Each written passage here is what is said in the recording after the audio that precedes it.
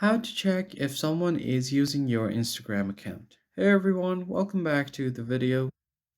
If you are doubting that someone is using your Instagram account and want to check, this is how you do it. So, first of all, what you need to do is open up your Instagram app and make sure that you are logged into your account. And once you are logged in, you just want to head over to your profile section by tapping on the bottom right. Once you land on your profile page, head over to your settings menu by tapping on the hamburger icon and head over to Account Center.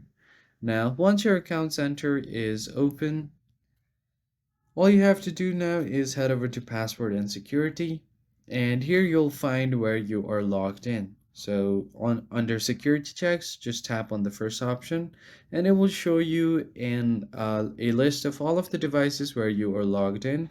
And if you don't recognize any of the devices, then that is a red flag. So all you have to do is just long press on the device to delete from that or log out from that.